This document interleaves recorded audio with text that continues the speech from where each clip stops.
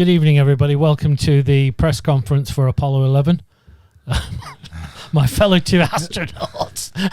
I can't work out whether we've started the podcast yet. No, we have. That's the whole idea. This is the whole idea. You're in it now. You're in the deep end. Right. Okay, we've started. Oh, sorry. Okay, Yeah. I'll Also, you're not meant to speak unless I've introduced you. Sorry. See, that's why I was going to keep quiet until we started. Yeah, but I'm part of the permanent cast. Yeah, unfortunately. He's a special guest star. Yeah. Our special guest star tonight is... Well, I've not even said what the podcast is yet. You're Okay. getting ahead of yourself. Let me steer this ship, okay? So welcome everyone to another episode of My Dad versus World Cinema. I'm unfortunately joined by my dad. That's me. Say your name. My name is Philip Cohen. Okay. And I'm also joined by another special guest, another member of the family, because I don't seem to know anyone else other than family members. I think what we're trying to do is, as I said before, we're trying to extend this like the Kardashians. Every couple of weeks, we'll bring in a new member. Yeah. And hopefully they too will come out with a makeup range. Anyway, so go on. Yes. Who are you? Hi. So I'm Piers Cohen. I'm Elliot's younger, better-looking brother. Yeah, well, Here we go. so we are all delusional in this family. You can tell where I get my narcissism from. Yeah. Yeah. So we're back for another episode. This is episode 9. Episode 9, so we're quite far into the journey. Did we now. think we would have got to episode 9? No. I thought you would have ended up fighting and rowing by now, but No, that's episode 10. oh, is that episode 10? Yeah. Yeah, that is episode 10. We've already got, a bit unlike Lost. Remember that? Yeah. We've actually got a script trajectory, haven't we? No, We've got an arc. We've got an arc for this story. yeah, we do. As an avid fan of Lost, I resent and also agree with that statement. Yeah. Well, anyway, we're talking about another film. Yes. Part of my ongoing awakening, which is actually somebody made a lovely comment this week about it was good to see that I was starting to get to grips with the film content and really appreciate cinema. Yeah, I agree, because it's good for me. It's worthwhile for me actually seeing you blossom into this cinephile. I think Blossom's going a bit too far. Yeah. No, but I think for once, you actually said some pretty interesting things about the film we'd watched. In the entire 60 years of his life, he said something of impact. Yeah. Yeah, so I think so obviously I think what you said to me is after this project, you're then going to teach me table manners. No. One day he'll become real people. See, sometimes it's too late to change certain things. I know. Do you remember Dirty Rotten Scoundrels? Oh, yeah. That great film with Michael Caine And the Steve Martin. and Steve Martin in it. Yeah. When he kept bringing these rich girlfriends around and he'd bring them for dinner. That's a bit the way, like, That's nothing like your life. No, but I'm saying I eat a bit like Steve Martin did in that film. Maybe, yeah. Yes. So the film we're talking about today, again, we've got on display for all the video audience today. And yet again, what we should start to do is put a slight error on the cover. And what would be really good if people could actually zoom in on YouTube and find out what the error was. There could be a secret message on these covers for all you know. It's like in those old crime TV shows when they're like enhance. And for some reason back then they could zoom in. Yes, Did you know what I mean? And they can see like the finest detail on. Yeah, but on I was someone. thinking a bit more like, do you remember the animators on Who Framed Roger Rabbit? Yeah. Yes. And then what they found out is when they actually made the film, the animators were a bit I know where naughty this is going. Yeah. and started to put certain parts of people's anatomy, in particular Jessica Rabbit, Oh yeah. in the frame, Yeah. not realizing that technology would catch up with them. When they introduced the Laserdisc in the United States, people will go or freeze framing and go, "Oh my God, what's that?" Well, it's Not like, seen that before. Yeah. Well, it's like a lot of the Walt Disney stuff has that. Like there's freeze frames of sex written in the sky in The Lion King, and there's there's a priest in The Little Mermaid with a bulge in his trousers. Oh gosh. This is how I spend my time. Yeah, looking at bulges in Disney cartoons. He's actually part of a crack international team. Yeah. I think it's Interpol you Yeah. work for, who were actually combing through Disney movies Oh yeah. looking for inappropriate references. Yeah, if there's a phallus in a film, I will find it. But Even if, you'll find it even if there isn't. yeah, I know. There's a particular set of skills I've acquired. Yeah. But anyway, you've not even let me say the name of the film.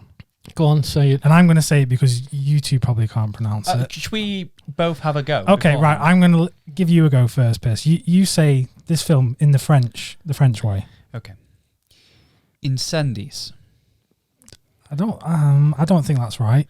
I mean, I could be wrong. Okay, first of all, go on. How do you think it's said? Incendies. I think that's closer. I think it's Bing, bing, bing, bing. I win. no. I think I'm great. I think it's pronounced incendie. Incendie. Incendie. Yeah. Or you could just call it incendies. Are we going to actually? We need some French viewers or anybody that knows French and can pronounce it properly to tell us. Did we make who won out of the three? I'm just going to say fire. Yeah, or fires. Yeah, Fire. Thank God he said fire when he went. I'm going to say. I thought, oh God. Yeah. Here we go. No, I'm No. not going to drop an F-bomb. No, not on this episode. It's a family-friendly show. But Yeah. not a family-friendly film, as I found out. No. Well, it is family friendly, if you know what I so, mean. yeah. Well, But so before we get into it, though, I just want to run down how we do this show. okay. Yeah, certainly. So we do this bit of I was going to say preamble, but pre-ramble is pretty much what it is. And then, we shout out some of the listeners who have left us nice comments. Oh, yeah, cool. Then we introduce the film and we talk about it in kind of non-spoiler context. Yes. Because the goal of this podcast is to get more people into world cinema. Because many people are scared or put off by, having to read a film. That's one thing that a lot of people say. Yeah. They don't want to read a film. Yeah. But when you look past that, oh, whose phone's going off? Oh, it's not me. No. Put your phone on silent. No phones in the podcast. I'm going to turn it off. Go on, you need to turn it off. God, just when you need it, Joe Biden ringing. Bloody hell, Joe! Come on, you had a great night It's last a bit of a night. dated reference. Yeah. Well, that's actually, I'm going to come on to that in a minute because I've decided that I'm going to, I might launch a new career in the future. But let's get back to the film. God. Oh, okay. Hope right. it's not related to this film. Yeah. Anyway, so we introduced the film in a non-spoiler context because we want to get people into it because these films need to be shown. They Because do. Yes. you're a prime example, Dad, of Physique, charm, intelligence. no. Definitely. You're a prime example of someone not initially wanting to watch these films, but when I've coerced you to watch them, you've actually ended up really enjoying them on the whole, haven't you? The other night when we were watching this film, the three of us watched it, and towards the end I was thinking to myself, this isn't a film in a million years that I would have picked to watch normally. But yet I'm transfixed by the storyline, which we'll come on to a little bit later, and obviously the concept, the non-spoiling piece that we'll go through. But tremendous piece of cinema that I wouldn't have seen. And what I'm realising is that me watching world cinema is actually broadening my awareness not only of the art of cinema, but also the sort of the human condition. A way of looking at the world, isn't it? Yeah, it's like looking. There are 7 billion perspectives of the world. Yeah. And this is an opportunity to see it not only through other people's eyes, but to see it through other people's cultural lens. Yeah. Yes. Exactly. And I'm sure you'd agree, Pierce, that it's something we've said in the past. When you get into the rhythm of watching one of these films, you don't even know you're reading subtitles anymore because you get used to glancing at them and then watching the film. Well, it's like I was saying after we went to go see Parasite together. Oh yeah, and I've watched a fair few foreign films in my time, not nearly as many as you. However, I am an expert though. Yeah. You got to remember that. Hey Elliot, how come some of those are in the cellophane still? Oh, yeah. we don't talk about that. Yeah, professor. Yeah. Well, what I noticed by the end of it is that you forget you're even reading. You forget that you're actively doing something. You kind of go into an autopilot of reading, and you just automatically digest what's being said. And I think also sometimes, I think the difference between watching something that's subtitled and something that's dubbed is that when you watch something that's subtitled, you're not having something speak over a lot of the impact that's being given. So that if there is someone speaking in their natural language, you can kind of hear those aggression, that sadness, those kind of emotions. Yeah. And the thing about good cinema, they always say that a good film, no matter what language you're watching it in, if you were to watch it on mute, so no sound at all, you should be able to understand 80% of what's going on. Yeah. Just through visuals. If that's a good film, if they can tell a lot of the story through visuals. So I think you can watch these films and you can miss a line or two, if you're not focusing, and you can still really get a good idea of what's happening. Yeah, there's context. Yeah. So before we get into our perspective on the film, we've had quite a lot of nice comments yet again this week from people. Yeah, because I think since we've last recorded, I uploaded the one about Madame de. Yeah. Which was another film in French. Those earrings. Exactly. So I'm just gonna get up some of the nice comments. So you fill the dead air, you two. Okay. Just we can cut that dead air. Shall I talk while you're doing that? Shall I talk about something? I've actually been warned not to mention the coronavirus again. Oh no, he's got it. He just coughed. Again this week, so I'm not. But what I will say is that usually I'm not going to mention it. Immediately mentions it. Yeah, but what I would say to you is that usually at this time of the year, you will find me in the south of France, at Cannes, for a property. Yeah, not for a film festival. Not for a film festival. For a property festival. For a property festival. Yeah, and this year, literally 3 or 4 days before it was due to take part, MIPIM, it got cancelled. So therefore, I think we could have a postponement of some kind of the Cannes Film Festival, which gives us a chance maybe to enter this podcast in the competition into the Cannes Film Festival. Why not? I don't think this is visual cinema. Could we not have this as some sort of foreign documentary? Documenting what? Documenting through loneliness. Yeah, loneliness, meaninglessness. We could be like some sort of film noir. Yeah. Couldn't we? Oh, like it's all about despair. About despair. And in the end it's going to end badly. Yeah. That thing that was episode 6. But yeah, anyway, so we some lovely comments were left last time, because we mentioned last time that we've not visited Italy yet in the podcast. No, and we're going to have to. And we're going to have to, because we're on episode 9 now. Where's Italy? We love pizza and pasta. Yeah. So some people left some very good recommendations for films that we should go and see. Yeah. So Chris Mohan, who's a great supporter of the podcast, Chris mentioned that while for Italian cinema, he first thinks of a Fellini film or Bicycle Thieves. Yes. But he mentioned that maybe we should watch a giallo film. Now, a giallo film, for those who aren't initiated, these are the pulpy crime thrillers that a famous director called Dario Argento, he was a big proponent of it. But I've got a lot of those films behind me here, and they're quite interesting, thriller, kind of violent horror film. So maybe we could go for a genre film rather than, one of the usual, like neo-realism. Yeah. So rather than going for the neo-realism, going for some kind of pulpy genre thing. Yeah, sounds good to me. So that was a suggestion from Chris. Iacona23 also mentioned Fellini, so mentioned La Dolce Vita. Yes. And also another neo-realist filmmaker called Roberto Rossellini. So whose daughter is Isabella Rossellini. Correct. Yeah. Whose mother is. Is this just family connection? Who's his mother? I'm in the family spirit. Yes. Because now after watching this film, I was going to say. Yeah. No, but I'm in the family spirit. I'm thinking family. Okay. Who was his mother? Vie Famille. Isn't it Ingmar Bergman? What?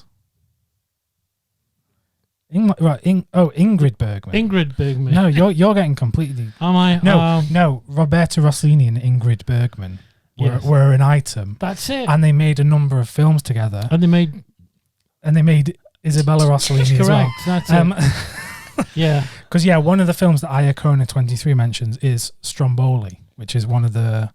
Yes. Also, the name of the villain in Pinocchio. Just a little aside. A little tidbit. Is Stromboli a dish of some No, that's sort? ravioli. No, I swear it's a stew of some sort. Stromboli. It could be, to be honest. Yeah. Who else left a good comment? I must mention. Last time I mentioned Sam Parry had sent us a theme tune. Yes. Oh wow! Yes. Which come on, listen. In my own laziness, I have not yet sorted out. You lazy? I don't believe it. But yeah, sorry, Sam. In my laziness, I haven't prepared it for this episode. But I promise, episode 10. It's like our I was going to say anniversary, not anniversary, but it's a momentous occasion to get 10 episodes in. Let's kick it off with a theme tune. Yeah, I think that sounds good.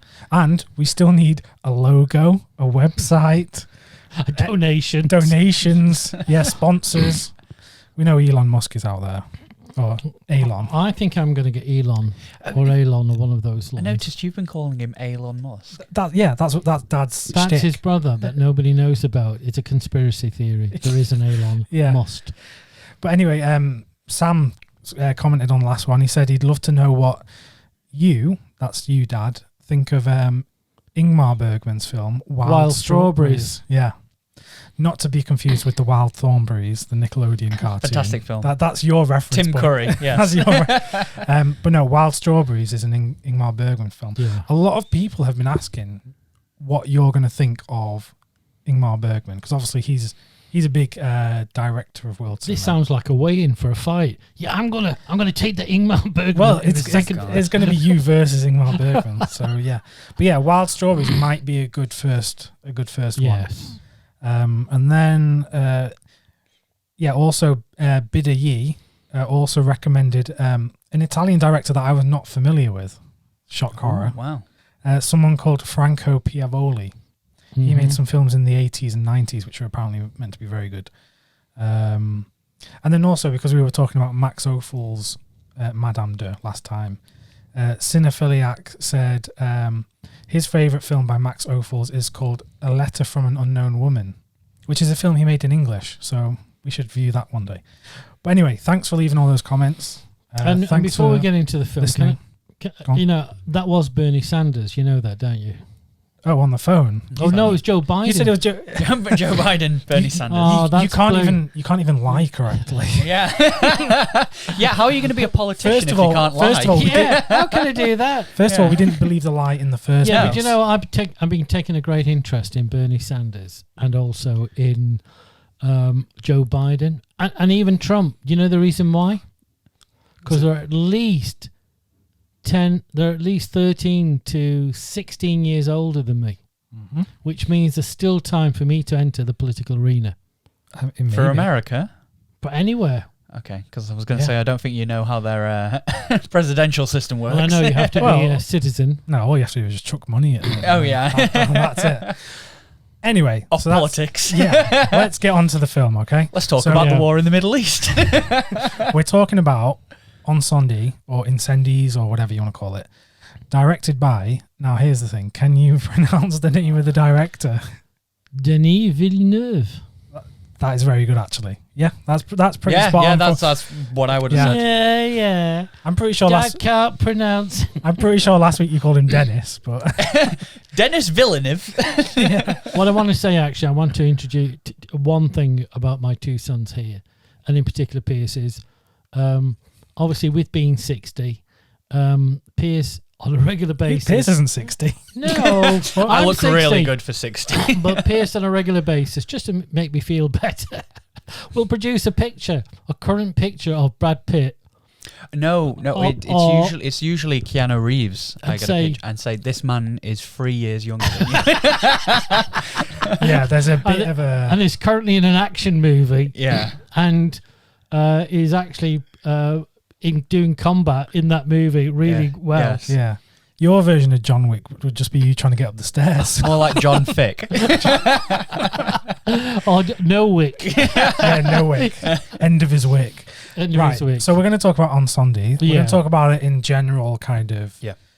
Just a bit of a plot synopsis, and then why we think it's such a good film that you should check out. Yeah. And then we'll give you the warning, and then we'll get into spoilers. So, I'm going to ask you first of all, Piers. Yes. Because you hadn't seen this film. No. But you were familiar with Denis Villeneuve's Yeah. films. Well, a big thing was, so I remember the first film I think I saw of him was you took me to the cinema and you said... You make that sound like I'm your carer. and then he left you behind. No, because there was a point where I was very narrow in what I would watch film-wise, and you kind of took me to the cinema and you said, you like Apocalypse Now. This film is very similar. Not this film. No. Sicario. Yes. And I had no idea I what love Sicario Sicario. was about. Well, Sicario is a great film, which I've shown pretty much everyone I know. I've Yeah. told Yeah, everyone to same. go and watch that. Yeah, I remember going to see that in the cinema, and I didn't know what it was going to turn out to be Yeah. like. Because Sicario was the first film by Denis Villeneuve I saw as well. And I remember there's a certain bit early on in that film, which is a very suspenseful scene. Yes. On a highway when there's a load of cars that are stuck in traffic, kind of thing. And I remember being in the seat and actually sweating. Yeah, you I feel was like physically anxious. I was full on sweating. And when we went to go see that film, I was completely blown away. A few things. It was also one of the things that kind of really opened me up to Roger Deakins as a cinematographer as well, because there's so many shots in that film that are just fantastic. So I loved that film. And then when I heard that guy was doing Blade Runner 2049, a film that I love, Blade Runner, the original Blade Runner. Yeah. Very nostalgic for me. I was completely over the moon, and then was blown away when I found out that. You okay there? You okay there? So I was trying to adjust your mind. I'm just trying to find my good side. I haven't got one. Yeah, keep looking. Just turn around.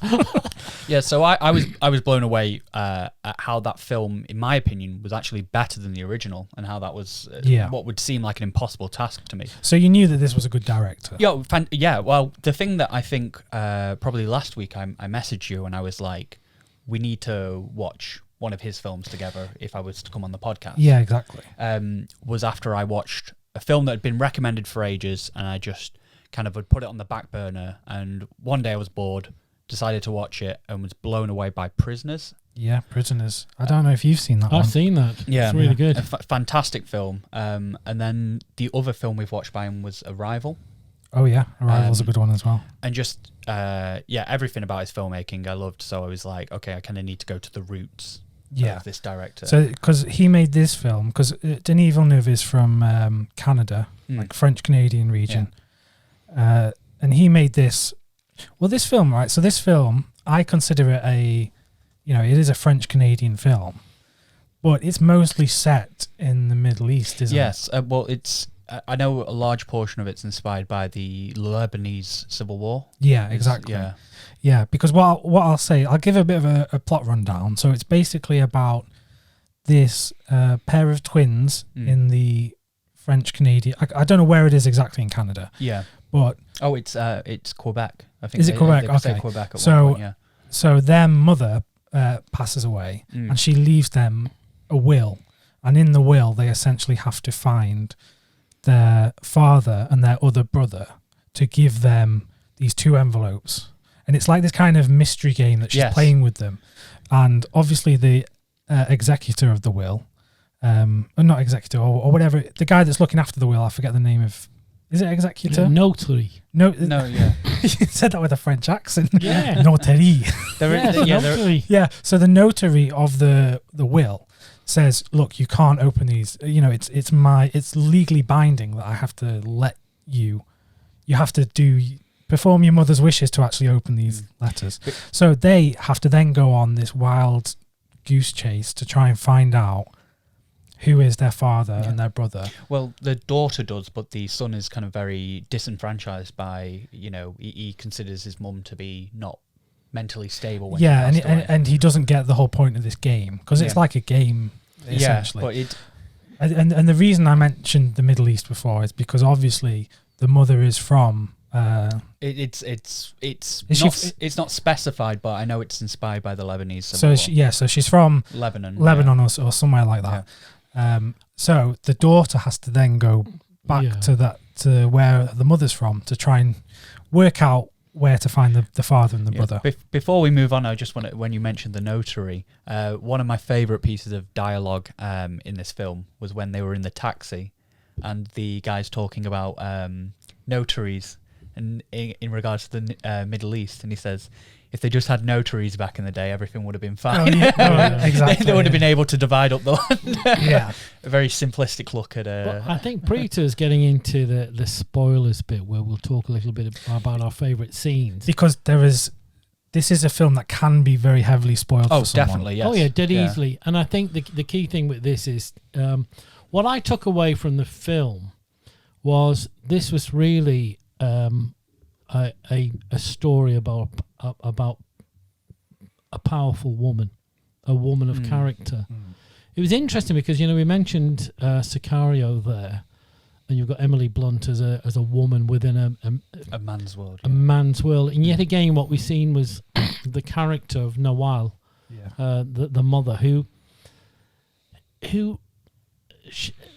we had there were two strands of narrative. The original narrative about this lady, and then her backstory, and then you had the narrative, obviously the search.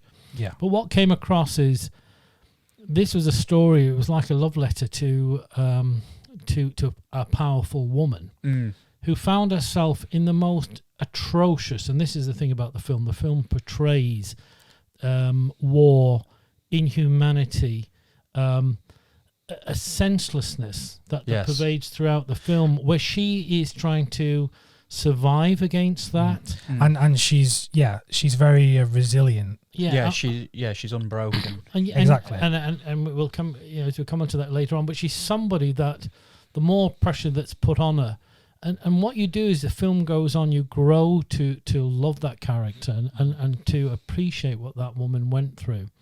And so I thought as a film, it wasn't just a great story. I think it was it was a portrayal of it was a love story to a woman who effectively found herself in the most atrocious conditions. Exactly, yeah. And really showed the senselessness of war, and really portrayed yet again that the men in this film come across as shallow characters. Yes, and that there are certain moments in the film, which I won't spoil, where she does something that is like a pure expression of humanity. In the most, there'll be something terrible happening around her, but she decides to do something in a certain moment. Yes, that is like pure humanity. The one thing as you watch the film as well, it was gripping because the story had so many things happen within it, and we were sat in this house watching it. And Pierce was next to me, and at one point in the film goes, "Oh my God!" Oh yeah, there's an exclamation. There's quite a few moments like that. Oh my God! Yeah. It was like as if you were watching an incident in real life. It was so powerful. Well, there was a moment of kind of clarity in which I figured out with the dark tone the film was taking that I was like, oh, this is where the film's going. Yeah. And unfortunately was right. Yeah. So, the way it sets up things is very good. I want to mention something before you get onto your point there.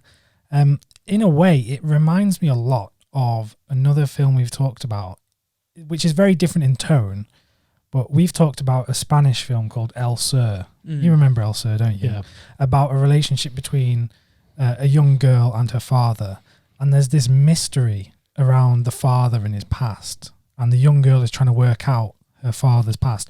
This film is very much like the children trying to work out what went on in the parents' past, isn't it?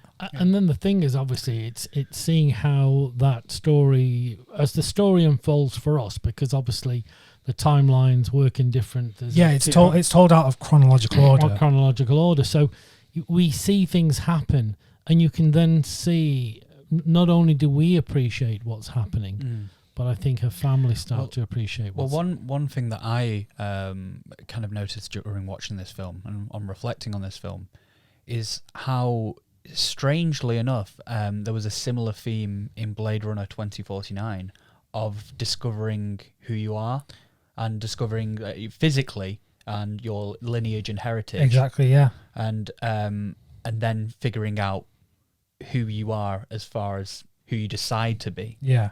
And yeah, I mean, you can see it throughout all of his films. You can even see it in Arrival. There's working out on the part of the viewer. There's working out the timeline of things and working out. That was the thing that threw me when I first watched Arrival. I was just trying to get in my head exactly what. And we won't spoil Arrival here. No, how the timeline worked. But yet again, in that, a woman, yet another a strong female character in a male world. In a male world, challenged by what was happening, both on a personal and on a professional level. So lots of things to really like and love about this film. I genuinely, yet again, a film that I felt that by the time I'd end up watching it and reflecting on it, I think that's a good way you talked about reflecting on the film.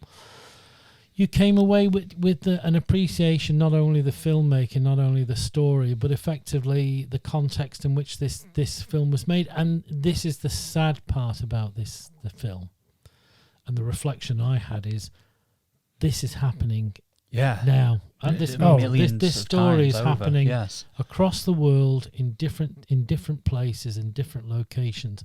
And that basic theme and struggle set against a background of war is continual, and it will be here in 10 years, 100 years. That same story will play out. Yeah, that itself is the sad part of this film. Yeah. So before we get too deep, because we want to get into the spoilers. We want to get into them, but it's a great film. Honestly, it has to be on the bucket list. It has to be something that you definitely watch. Yeah, and what I will say as well is I don't think anyone could consider this a slow film. No. Or it sets a pace, and it's a very quick pace of unraveling the story. The way it jumps back and forward in time and follows different characters is very much it's the old screenwriting technique of Meanwhile Back at the Ranch, where you follow a character up to a certain point where it gets very interesting, and then you flip back and you leave the suspense, and then you let the other character, the storyline go. One thing I did really like about it is how the chapters are introduced. Yeah, exactly. So the way that they'll give you a bit of the puzzle, and they'll give you the title of a chapter before, and so they'll give you a theme or a phrase or something like that, and then we'll show you what that means. Exactly, yeah, because the chapter titles sometimes you don't know what they mean. Yeah, it's very much like a book in that exactly respect. Yeah. So I think we've said what we want to say. All I'll say is, if you've not watched it, go and watch it, and then join us for the spoiler. Stream it, whatever. But it's a great film. It really is a great film. Very good film. I think also as well, one thing I got from watching this was it gave me an appreciation of his more recent films. Yeah. So, and particularly one of the reasons I wanted to watch this was because I'm very excited about Dune. Yeah, Dune is the new one that's coming out by this year, which has so much hype behind it from cast. It's got Deakins is doing the cinematography, I think. I can't remember if he's doing it, but it's got so many actors in it. It should be great. Famously though, Dune is the unproducible novel, because there's been so many attempts to produce Dune in the past, and it's gone horribly wrong. Yeah. They said, although I would have said that about a Blade Runner sequel. Maybe he can do the impossible. Maybe he's the yeah. So we're going to get into spoilers now. Yes. You're not going to do the duck quack sound anymore. No. Duck quack. Yeah. For a while, Dad did this duck quack noise when we would do spoilers. And Amelia as a guest did it when she was. What does a duck have to do with spoilers? No, it was just like a spoiler alert, like a siren. Exactly. Yeah. I keep saying as well, I've got like a little mixer here that we do this podcast on, and I can actually put samples in to have like a little soundboard, but again, too lazy. I just don't do it. Yeah. You need an assistant. No, you need a producer. I literally said that before we did this. I need a producer to stand behind here and make sure it's all going well. Yeah. So if you want to, and then we can blame them. Yeah. yeah, when the whole project falls apart. Exactly. Yeah. We can blame them. So, all right, we're in the spoiler. Well, we're in spoilers now. So last warning: if you've not seen it, I'm just wondering. Actually, here's maybe some comments from our good friends out there. I wonder whether or not we should signify in our description of the podcasts where the spoilers start. Oh yeah, do time code. Yeah, that is a good idea actually. Yeah, because the thing is, what it'll mean that I know a few people have said that they've not watched certain parts because they were afraid of it being spoiled. Yeah. Well, I've also seen there is one guy in your comments who's very helpful. Yeah, and puts in the time code. We had Jeffrey Miller. Yeah, he's great. Jeffrey Miller left a play-by-play of what we were doing. So therein lies the thing. Jeffrey, a professional person. Yeah, I want to go on his podcast instead. I think we're going to move shit. I don't know where Jeffrey's from in the world, but Jeffrey, if you're listening to this and you want to come on over, feel free. Oh, wait a minute. I think as well what we'll do at some point, I've said to you before, we must have a phone in. Yeah, a phone in. Well, on a scripted, on a pre-recorded podcast. This is not scripted. It's not scripted. Pre-recorded. No, but Dad's right because I can connect a phone to this. We could have people ready who want to come and talk about this film and be like Frasier when he's listening to the people. I think at some point we'll go live in different time zones. Yeah. I just want to be like Frasier. I'm listening. Yeah, I'm listening. Yeah. I guess that makes me Niles. Yeah, you're Niles. That's I'll be. You're actually wearing a very Marty Crane top today. Yeah, you know how Marty was deeply disappointed in his two sons the way they turned out. Yeah, he still lived with them for his whole life. Yeah, and he also bought them a dog, so you know. Oh, you still want a dog, don't you? You do, honestly. This would be another thing. This would be your podcast of your childhood and how you were deprived of animals. I've had a horrendous life. He won't buy me a dog. Anyway, so we're in spoiler territory. So where? Oh gosh, I favourite scene from each. I think going from the start of the film to the end. Yes. So what? Yeah, we'll do that. That's a good plan. Well done, you. One scene each. What was your? So when you think of this film, Pierce, what is the standout scene or what lingers with you the most? What when someone says incendies or encendi to you, what do you think of immediately? Well, strangely enough, the thing that has been sticking with me and that I have been kind of listening to on repeat since watching this is the Radiohead song at the start of the film. Oh yeah. I think it's You and Whose Army. Yeah, I didn't actually know which song it was. I knew it was Radiohead. Yeah, because you can tell. It's very Tom York-esque, but and it's got that kind of repeating, dreary, kind of tiresome pattern of repeating. Come on, if you think you're hard enough. Yeah. Which is kind of like saying that you can't beat me, you can't break me, and that whenever that would play during the film, during kind of these very kind of dark, drastic points. I mean, if we're going into spoilers. Oh yeah, we're in spoilers now. So it's the intro with the film where the son, I forget what his name is. What his Simon? Oh, not Simon. Is it the Niall first of son? May? Niall of May? Oh no, Nihad of May. Yeah. Yes. Yeah. So he's getting his head shaved because he's in an orphanage, isn't he? I assumed that's where he's becoming a child soldier. Yeah, maybe. Yeah. Yeah.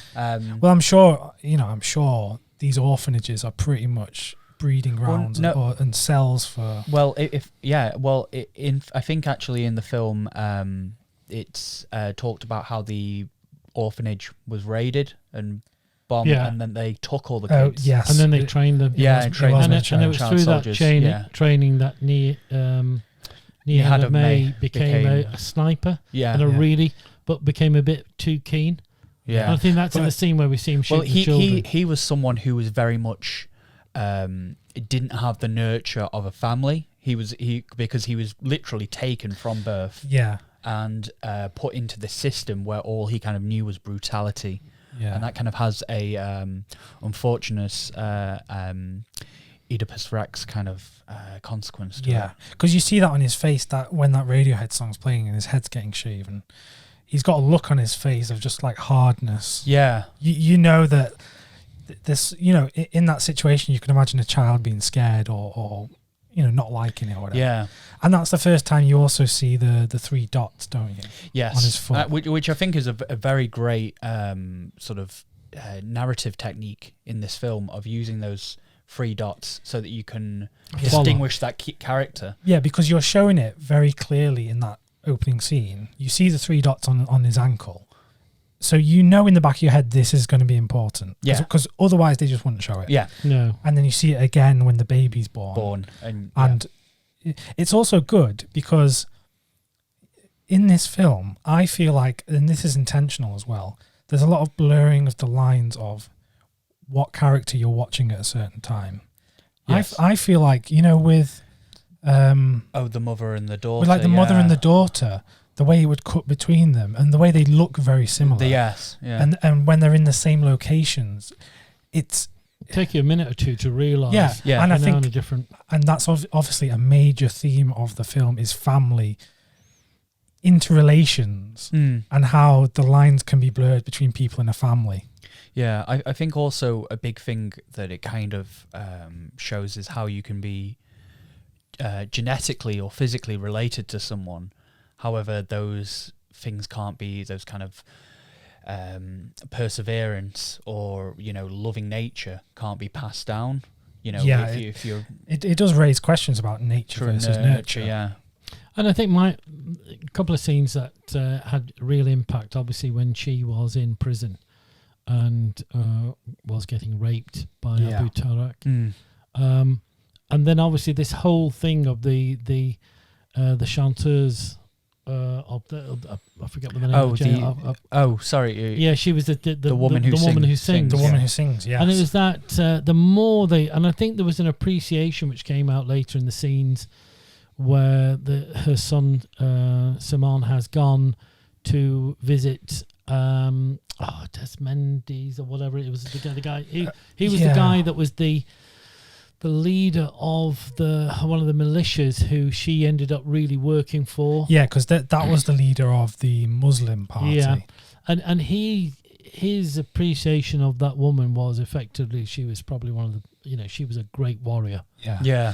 And he couldn't believe what she managed to go through, and that effectively when she came out of that situation with the children, she ended up going. That he made sure that she was relocated to somewhere where they had friends or people that could look after them. Well, I feel a big thing with the characters in this is there is a kind of point where because of the division in the Civil War, you kind of think these are Christian women, these are Muslim women, and then with her in particular, the main character, what's her name? Nawal. She is a woman. She's just a woman who doesn't have an allegiance to either side because she's originally a Christian. However, then the Christianity side is what kind of throws her out of her local community. Well, because it's not actually said explicitly, I don't think, but it's implied that her love interest at the start of the film, who was killed by her family, he's a Muslim. So I thought he was just premarital. No, I think it's implied that he's a Muslim, and he's an educated Muslim as well. Yeah. Right. And obviously, the first child, Nihad of May, is the product of him and her. Right. Okay. So she starts off being a Christian, but she's mixing with a Muslim, and then throughout the film, on the bus, on the bus, there's a point when she hides her religion because she takes the cross from her neck, doesn't she? But then it's the thing that saves her. Yeah. Well, the thing with that was the inhumanity of both sides. So this is the key thing, is that there was no division of they are right and just, oh no, they're right and just. It showed that these militias on both sides were ruthless, and obviously the bus was stopped. It was shot at. The driver was shot, and then you had obviously in the scene where they started the Christian militias started to pour petrol on the vehicle to incinerate it. So she then obviously screeches. She pulls the cross that she had in her pocket because she'd hidden it. Yeah. And goes, I'm Christian.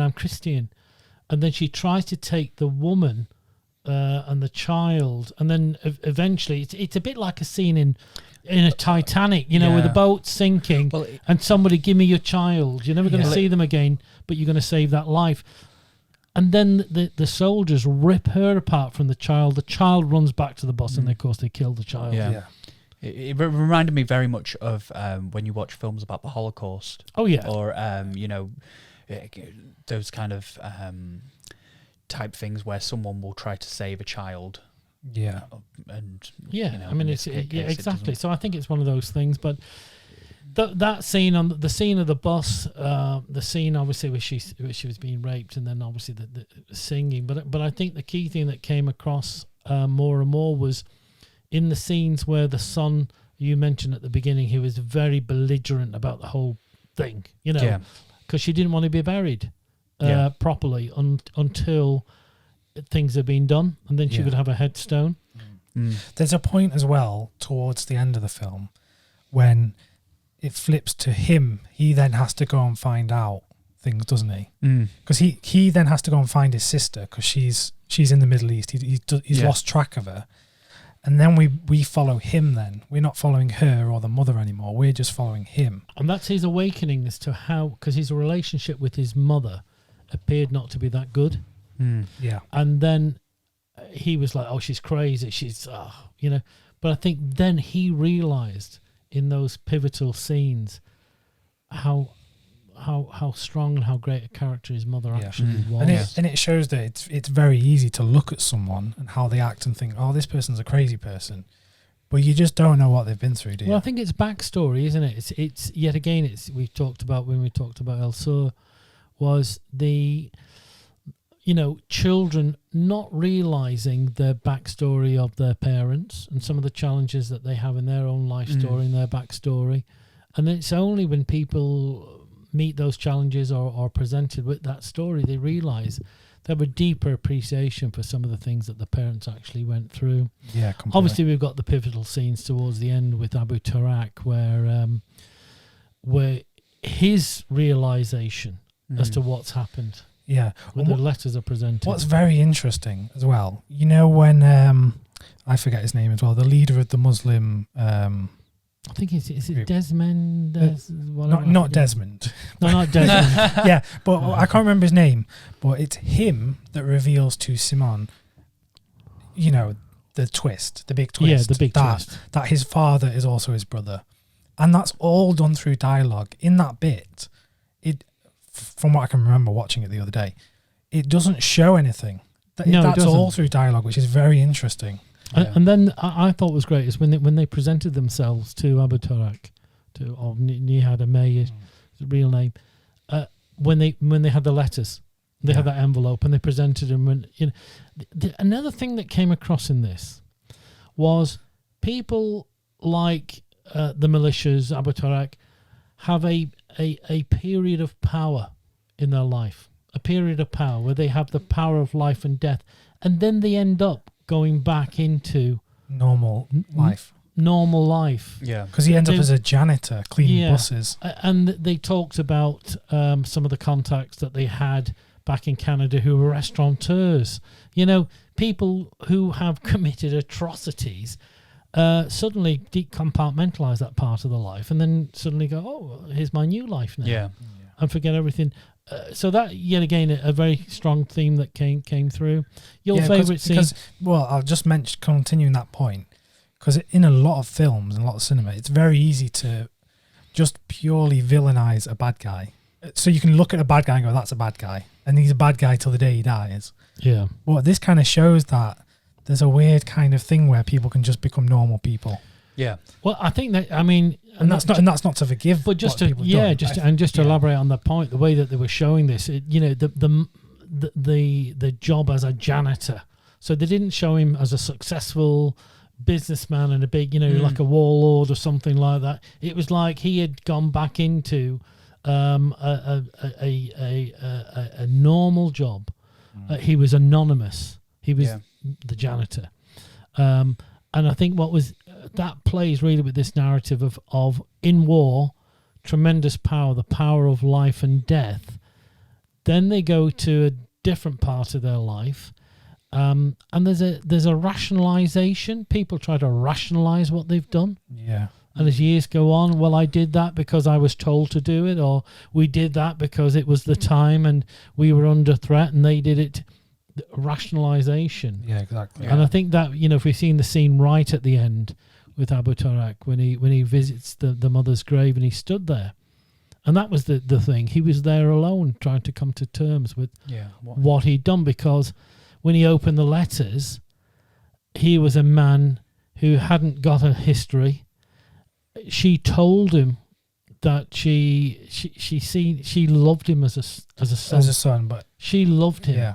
Right, and then so the woman he raped, his mother he'd raped, she still loved him, but and there was the one of the letter to the brother. All these put together was really about a man trying to come to terms. So there's him then stood there, I would imagine, trying to come to terms with the terrible things that he did. Exactly, and you could imagine at that point in his life him feeling a lot of regret and grief.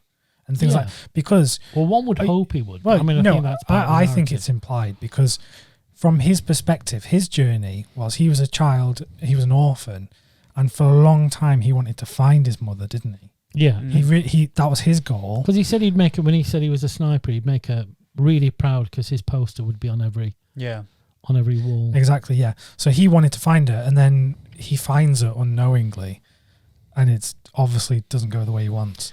So yeah, I'll just you pretty much covered my favourite scenes. I mean, one of the things I noticed watching it the second time around this time is when we've talked about this a lot in films, the use of water. Water in film is a very metaphorical thing, isn't it? Yeah, for cleansing. Because obviously in this film there's a few instances where they use a swimming pool. There's that outdoor swimming pool where the mother swims, but then also in the middle of the film, the two twins are swimming in a pool as well. And it seems to be that's like a kind of baptism. There's always a realization.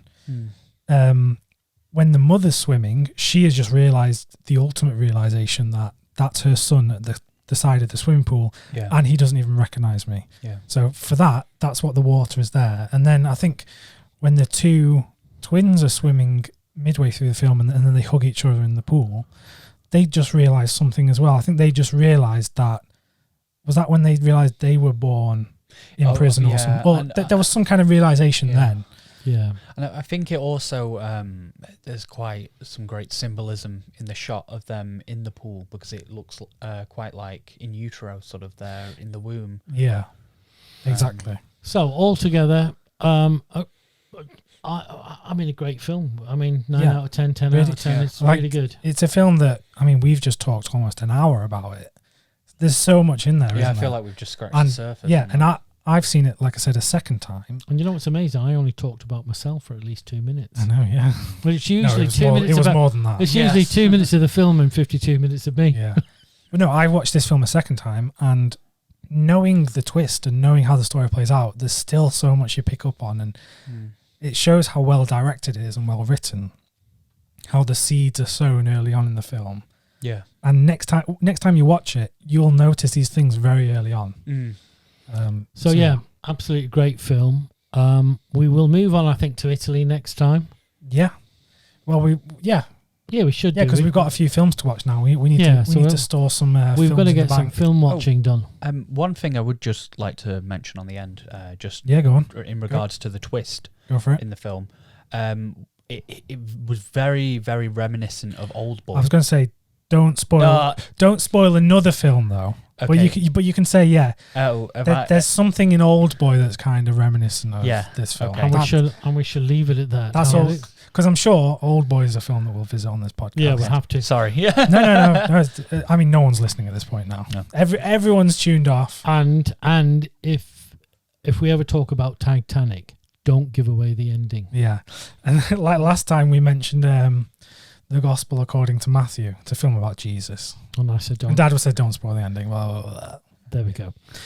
So thank you very much for listening and watching and just supporting and just thank you to Piers for joining us. Thank you for joining us. I mean, you had no choice. I know. Yeah, we forced press gang. Well, thank you for having me in the studio / spare bedroom. You're in the rotating chair. Yeah. Yes. Excellent. Well, thank you so much, and look forward to your comments, and we look forward to seeing you soon. Yeah. So in the meantime, enjoy great films, and we'll be back very soon. Thank you. Okay. Thank you. Bye. Bye-bye.